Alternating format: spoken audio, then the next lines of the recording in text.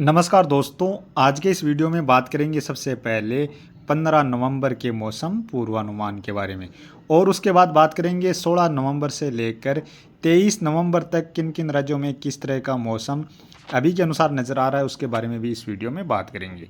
अभी सबसे पहले बात कर लेते हैं मौसमी सिस्टमों के बारे में और लाइव लाइटनिंग की गतिविधियों के बारे में।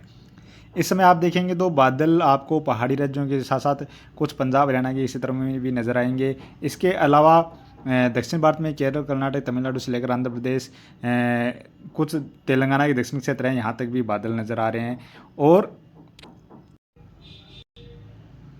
बात करें लाइव लाइटनिंग की, तो लाइव लाइटनिंग में आप देख सकते हैं केरल से लेकर तमिलनाडु, आंध्र प्रदेश और कर्नाटक के ज़्यादातर क्षेत्रों से लेकर गोवा के क्षेत्र हैं, कुछ महाराष्ट्र के दक्षिण पश्चिमी क्षेत्र हैं, यहाँ पर काफ़ी सारे क्षेत्रों में मध्यम से लेकर तेज गरज चमक वाली बारिश की गतिविधियाँ इस समय देखने को मिल रही हैं। और कहीं कहीं पर तेज़ बारिश की गतिविधियाँ और कहीं कहीं पर इस दौरान भारी बारिश की गतिविधियाँ भी यहाँ पर नज़र आ रही हैं।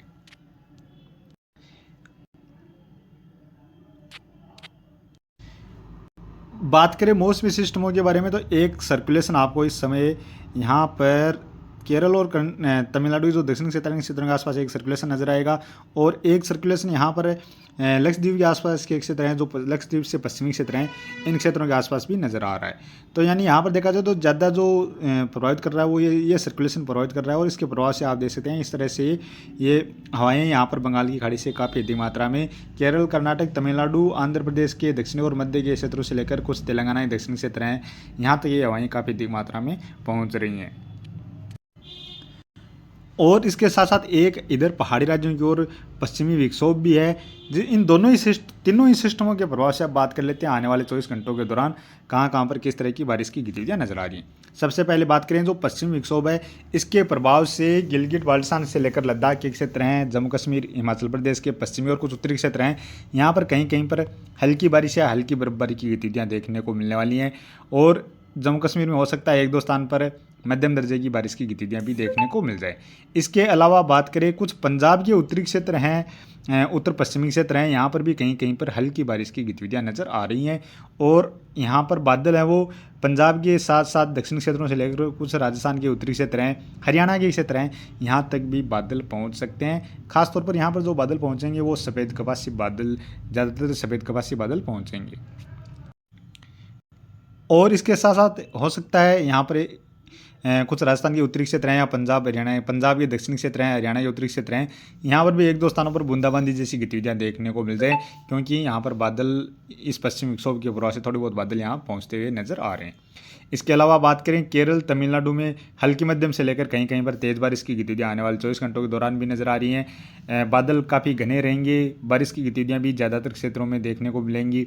इसके अलावा आंध्र प्रदेश के भी ज़्यादातर क्षेत्र हैं, दक्षिणी और मध्य के क्षेत्र हैं, यहाँ पर काफ़ी सारे क्षेत्रों में मध्यम से लेकर कहीं कहीं पर तेज़ बारिश की गतिविधियाँ यहाँ पर भी नजर आ रही हैं। कर्नाटक के दक्षिणी क्षेत्र हैं, दक्षिण पश्चिमी क्षेत्र हैं, कुछ केरल के क्षेत्र हैं, यहाँ पर एक दो स्थान पर हो सकता है भारी बारिश की गतिविधियाँ भी देखने को मिल जाए। बाकी केरल, कर्नाटक के दक्षिणी और मध्य के क्षेत्र हैं, पश्चिमी तटीय क्षेत्र हैं, यहाँ पर भी मध्यम से लेकर काफ़ी सारे क्षेत्रों में तेज़ बारिश की गतिविधियाँ आने वाले 24 घंटों के दौरान नजर आ रही हैं। इसी तरह गोवा में भी मध्यम से लेकर तेज़ बारिश की गतिविधियाँ नजर आ रही हैं।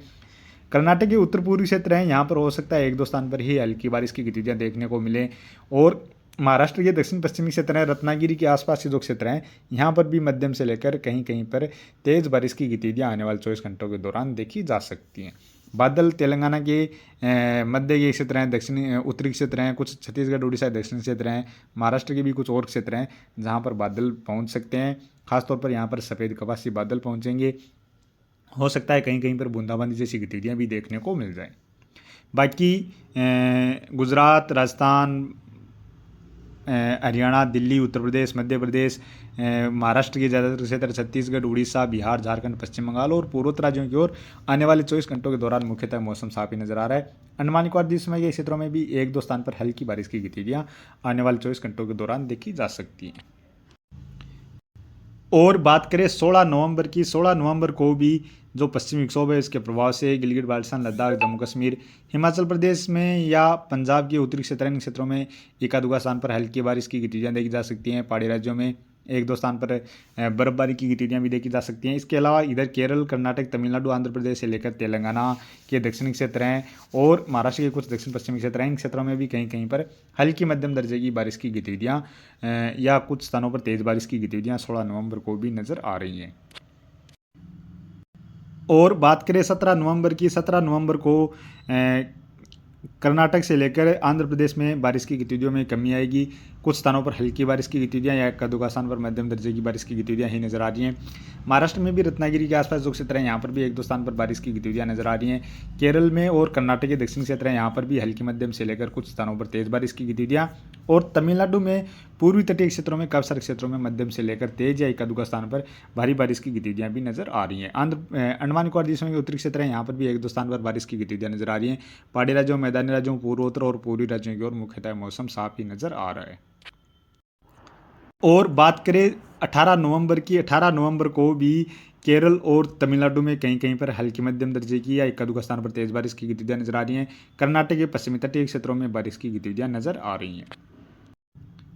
और बात करें 19 नवंबर की, 19 नवंबर को भी केरल और तमिलनाडु के पूर्वी तटीय क्षेत्र हैं, दक्षिण क्षेत्र हैं, यहाँ पर कहीं कहीं पर बारिश की गतिविधियां नजर आ रही हैं। और बात की जाए 20 नवंबर की, 20 नवंबर को भी केरल और तमिलनाडु के पूर्वी तटीय क्षेत्र हैं, यहाँ पर बारिश की गतिविधियां इक्का-दुक्का स्थान पर नजर आ रही हैं। बाकी अंडमान निकोबार द्वीप समूह के जो क्षेत्र हैं यहाँ पर भी बादल नजर आ रहे हैं, कुछ स्थानों पर हल्की बारिश की गतिविधियां भी नजर आ रही हैं। 21 नवंबर को भी देखा जाए तो पूर्वोत्तर राज्यों में कहीं कहीं पर हल्की बारिश की गतिविधियां नजर आ रही हैं। केरल या तमिलनाडु में भी कहीं कहीं पर हल्की बारिश की गतिविधियां नजर आ रही हैं। बाकी सभी राज्यों की ओर इस दौरान भी मुख्यतः मौसम साफ ही नजर आ रहा है। और बात करें 22 नवंबर की, 22 नवंबर को भी केरल और तमिलनाडु में कहीं कहीं पर हल्की मध्यम दर्जे की बारिश की गतिविधियां नजर आ रही हैं। और जो ईरान अफगानिस्तान इसी तरह इन क्षेत्रों की ओर एक और नया पश्चिमी विक्षोभ भी नजर आ रहा है। इधर पहाड़ी राज्यों से लेकर मैदानी राज्य, पूर्वोत्तर और पूर्वी राज्यों की ओर मुख्यतः मौसम साफ ही नजर आ रहा है।